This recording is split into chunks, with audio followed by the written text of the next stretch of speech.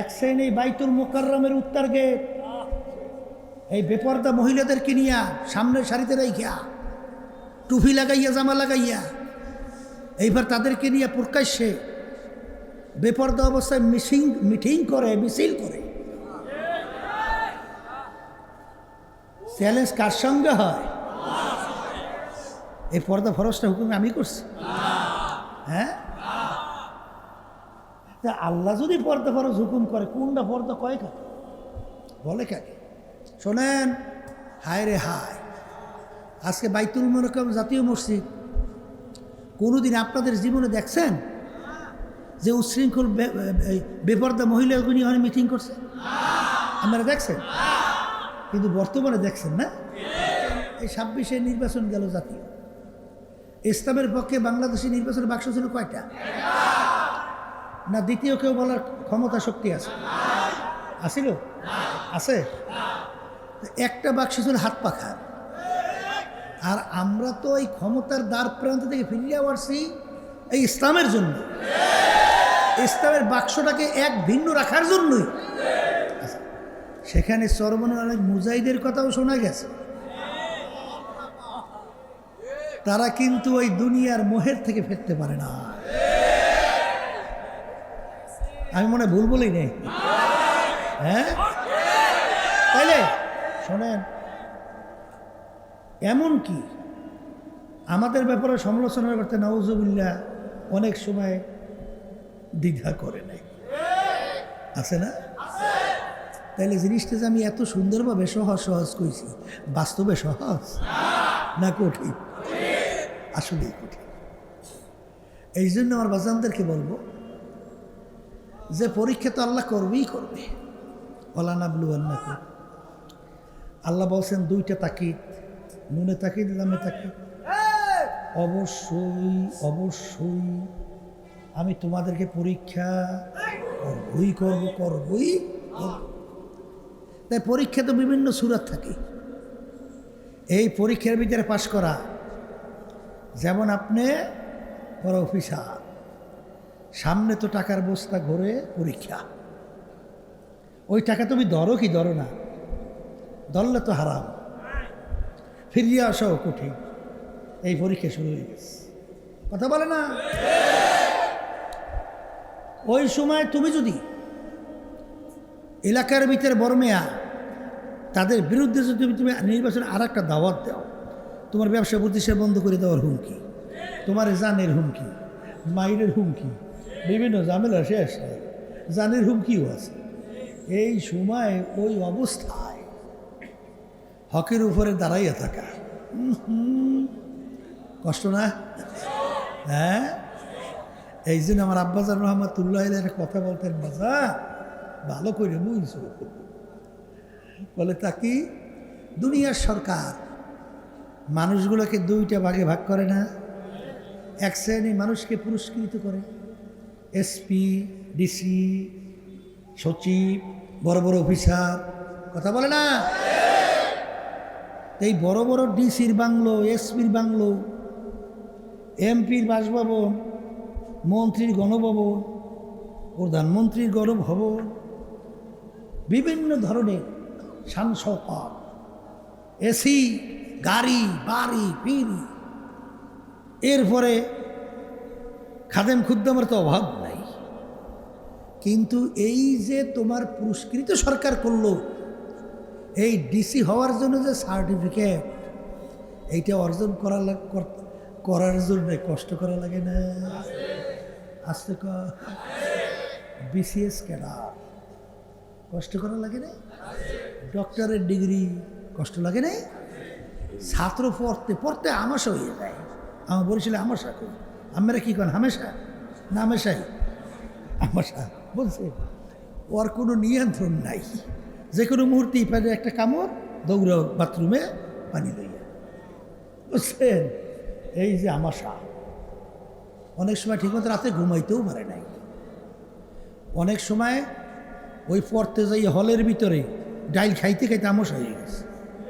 এই কষ্ট করতে করতে করতে করতে করতে করতে এরপরে ওই সার্টিফিকেট পাইয়া পুরস্কার অর্জন করছে, ঠিক কিনা? আর একটা জায়গা রাখছে সরকার জেলখানা। জেলখানায় যাইতে কোনো কষ্টই লাগে না। কোনো কষ্ট লাগে? বলে একটা সাইজ সুতো একটা রড সাইজ মতো আপনি লাডি বানাইবেন, এবার ঠান্ডা মাথায় হাতের ভিতরে রাখবেন, এরপরে একেবারে নিখুঁত হিসাব নিকাশ করিয়া একেবারে মাথাকে সুন্দর মতো অঙ্কন করিয়া মাথার ঠিক মাঝখানে চোরে একটা বাড়ি দেবেন। বাড়ি দেওয়ার পর মাথা 2 ভাগ। কতক্ষণ লাগছে বাড়ি দিতে? 1 সেকেন্ড 5 সেকেন্ড। এরপরে কি হয়েছে? আস্তের উপরে হ্যান্ডক্যাপ লাগাইছে, টাইনে জেলখানে। কষ্ট লাগছে? কিন্তু ওই সার্টিফিকেট অর্জন করে পুরস্কৃত হইতে হইল বহুত কষ্ট করা লাগছে। আল্লাহ রাব্বুল আলামিন কিয়ামতের ময়দানে মানুষগুলোকে 2টা ভাগে ভাগ করবে। এক শ্রেণীর মানুষকে আল্লাহ রাব্বুল আলামিন পুরস্কৃত করবে। সেই পুরস্কার এমন, তার জায়গার নাম হলো বেহেশত। যে শান্তি আর শান্তি বিবরণ দিয়ে আমার কোনোদিন কেউ বুঝাইতে পারবে না। আর জাহান্নামে যাওয়ার জন্য কোনো কষ্ট লাগবে না। বলে তাকে আল্লাহর বান্দারা, পর্দা আলে মা বোনেরা, প্রচণ্ড ঠান্ডা, ওদিকে ল্যাপ কম্বল মুড়ে দিয়ে নাক টেনে ঘুমাইতে আছে। ফজরের সময় তো মুয়াজ্জিন সুন্দর মতো আল্লাহর পক্ষ থেকে আহ্বান করছে, আসসালাতু খায়রুম মিনান নাওম, ঘুম হইতে নামাজ ভালো। ওই সময় তো মন চায় না কম্বল ল্যাপ ফালাইয়া ঠান্ডা পানিতে ওযু কইরা মসজিদের ভিতরে যাবে, আল্লাহর হুকুম পালন করবে, রুকু সিজদায় যাবে, তাসবিহ আলাদা আদায় করবে।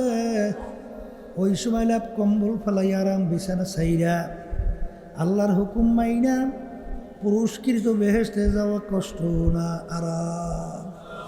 কথা বলে না? রমজান মাসের ভিতরে গরমের দিন আল্লাহ তো হুকুম করছেন, কুতিবা আলাইকুমুস সিয়াম কামা কুতিবা আলাল্লাযীনা মিন ক্বাবলিকুম লাআল্লাকুম তাত্তাকুন। তোমাদের উপর আমি রমজান মাসের রোজা ফরজ ঘোষণা করলাম। গরমের দিন আপনি কাজ করেন, মাগরিবের আগে আগে অনেক সময় গলা শুকাইয়া, কলিজা শুকাইয়া পানির জন্য অস্থির। অনেক সময় পানি দেখলে মনে হয় যেন এক পুকুরের পানি পান করলো মনে হয় তৃষ্ণা মিটবে না। কষ্ট না আরাম? আর ওই সময় এক শ্রেণী আল্লাহর বান্দা বান্দিরা মনে হয় যেন প্রকাশ্যে আমার মালিকের সঙ্গে চ্যালেঞ্জ কইরাও আমার মালিকের হুকুম রোজা ফরজ চ্যালেঞ্জ করে খাওয়া দাওয়া করে। মনে হয় যেন মালিককে দেখায় আর বলে যে তুমি হুকুম করছো রোজা ফরজ, আমি মানি না। নাউজুবিল্লাহ। আছে না নাই? তাহলে ওই রোজার ভিতরে আরামে খাওয়া দাওয়া আরাম না কষ্ট? আরাম না? আর রোজা রাখা তো বড় কষ্ট। পর্দা তো বর্তমানে সবচেয়ে বড় কষ্টের একটা বিষয়। পর্দা পর্দা পর্দা। যাদের সঙ্গে দেখা দেওয়া জায়েজ নেই তাদের সঙ্গে দেখা দিলে বেপর্দা, আর তাদের সাথে দেখা না দিলে পর্দা। কথা বলে না? এখন বর্তমানে বাংলাদেশে এই ওয়াজ করা কঠিন হয়ে গেছে না? বর্তমানে একদল বাইরেছেন, নাম দিয়েছে ইসলাম, আছে না? নাম দিয়ে কি বলে, ছেলেরা সরো, মেয়ে বন্ধুরা আসো, বৈষম্য দূর করবো। কি দূর করে? আচ্ছা আমি জিজ্ঞাসা করি, মেয়ে ছেলেদের ভিতরে পার্থক্যতা এটা আমি করছি? কোন পীর, মুফতি, মুহাদ্দিস কে করছে? আল্লাহ যদি করে তাইলে এই কথার মাধ্যমে কি হয়? বৈষম্য কে করছে? ও কথা মুখ দিয়ে বাইরে না? তাহলে বুঝায় না বৈষম্য আল্লাহ করছে? আউযুবিল্লাহ। যাই না সই না বুঝে যদি এই কেউ কথা বলে তার ঈমান থাকবে না। একটা মানুষ নামাজ পড়ে না, কিন্তু নামাজ পড়া দরকার, শয়তানের ধোকায় পারি না, এই একটা ব্যাপার। আর একজনে বুক টান করে গলা টান করে বলতে থাকে, এই বেটা, নামাজ লাগে কিসে? নাউজুবিল্লাহ। এই মাসালা কি কয়? ইমান আছে নাই?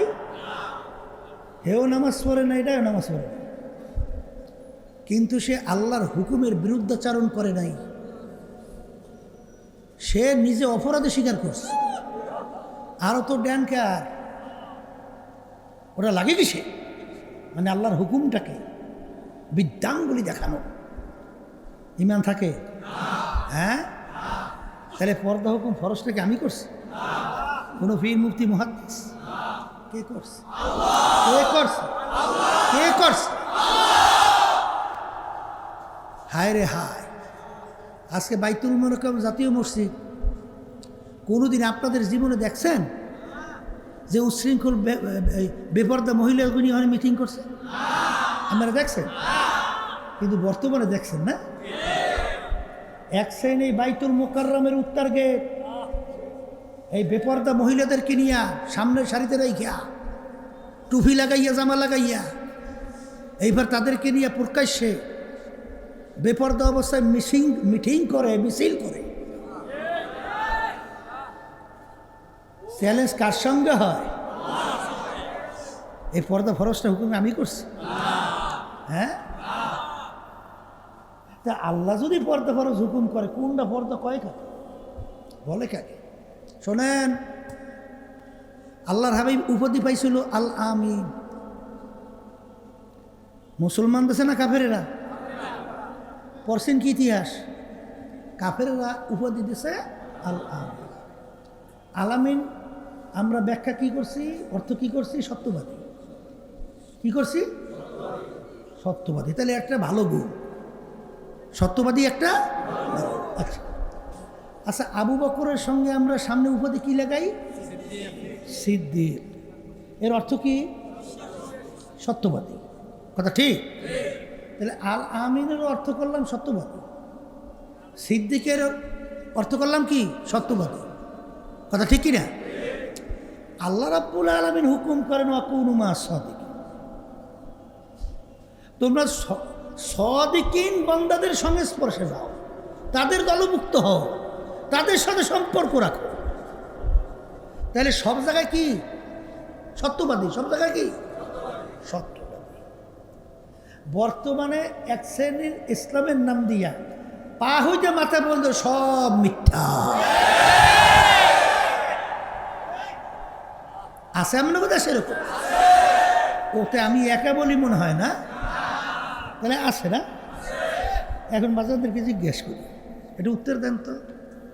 আল্লাহর হাবিব উপাধি হইল সত্যবাদী, আবু বকর রাদিয়াল্লাহু তাআলা আনহু উপাধি হইল সত্যবাদী। আল্লাহ বলে সত্যবাদীদের সংস্পর্শে থাকো, তাদের দলভুক্ত হও, তাদের সহবতে থাকো। এখন যারা নাকি মিথ্যাবাদী, তারা কি আল্লাহর হাবিবের দলভুক্ত হয়? সাহাবায়ে কেরামদের দলভুক্ত হয়? আল্লাহর হুকুম মানা হয়? আচ্ছা বলেন তো, একটা মাসালা একটু তাহাকিক করেন। যাদের থেকে একবার মিথ্যা প্রমাণিত হয়, তাদের সাক্ষী শরীয়তের দৃষ্টিতে গ্রহণযোগ্য?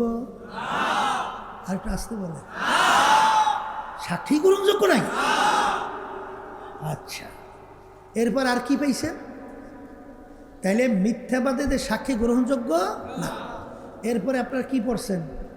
যাদের থেকে মিথ্যা প্রকাশিত হয়, যাদের থেকে কি কথা বলে না করো, মিথ্যা প্রকাশিত হয়, তাদের সনদে হাদিস বয়ান করা সূরা জায়েজ আছে। কে কে বলছে?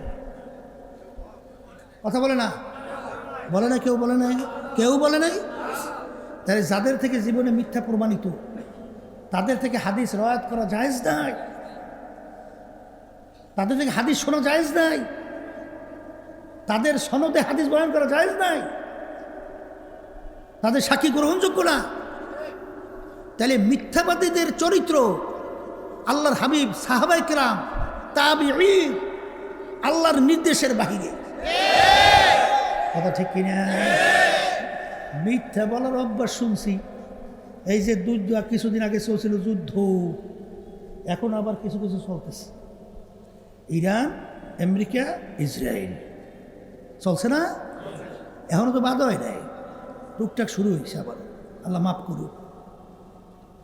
তাহলে সেখানে যত পেপার, পত্রিকা, মিডিয়া, যত সংবাদ প্রকাশিত হয়েছে, মিথ্যা বলছে কারা?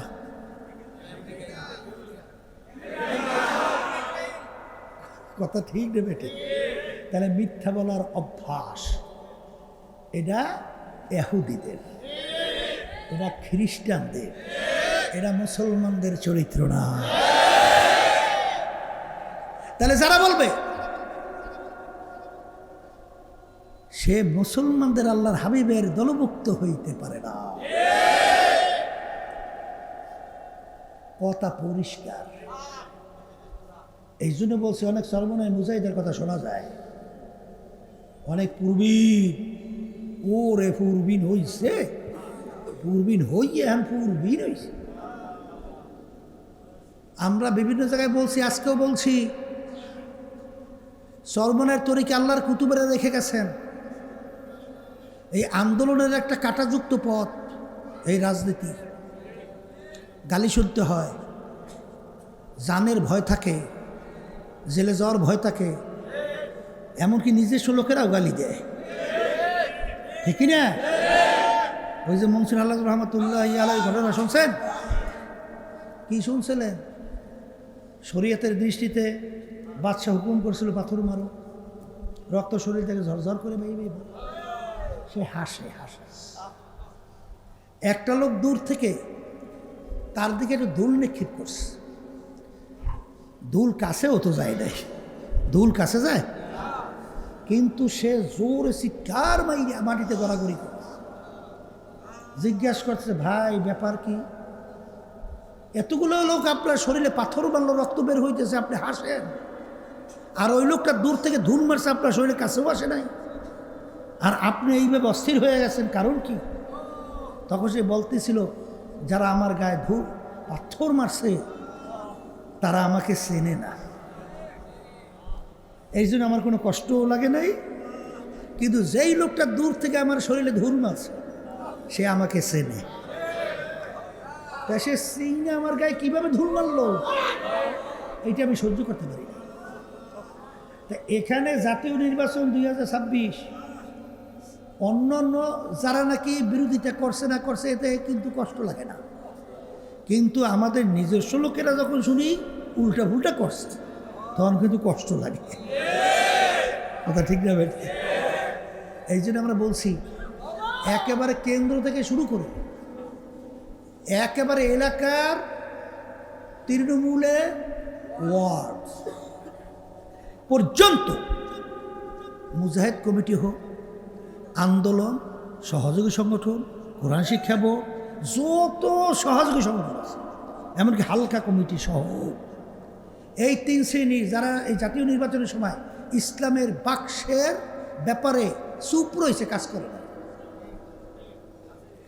তলে তলে অন্যত্র কাজ করছে এই বাক্সের বিরুদ্ধে, যারা প্রকাশ্যে অন্যত্র করছে, এদের কেন্দ্র থেকে শুরু করে একেবারে তৃণমূল পর্যায় পর্যন্ত সব সংগঠনে কেউ যেন সদস্য পদেও কোনো কমিটিতে থাকতে না পারে। এটা বিশেষ করে লোক 5 জন হোক, 3 জন হোক, 1 জন হোক, কোনো চিন্তা নাই। এইটা খেয়াল রাখবেন সবাই। যদি এরপর কমিটি বানাবার ব্যাপারে আপনারা ব্যতিক্রম করেন, তাহলে আপনারা আমিরের হুকুমের বিরুদ্ধে আচরণ করছেন। তাহলে আপনি আমিরের হুকুমের বিরুদ্ধে আচরণ করেন, এই তরিকার সাথে, এই সংগঠনের সাথে জড়াই থাকা কোনো অধিকার আপনার নেই। আমিরের হুকুম মানা ওয়াজিব না? কথা বলে না? তাহলে সেখানে পরিষ্কার কথা, আপনাকে কেউ বাইন্ধে রাখছে? কেউ জোর করছে? আপনার যেদিকে ভালো লাগছে, আমাদের কথা আপনারা শোনেন নাই, আপনি সেদিকে হাঁটেন, কিন্তু আপনি লেবেল লাগাই ক্ষতি করেন কেন?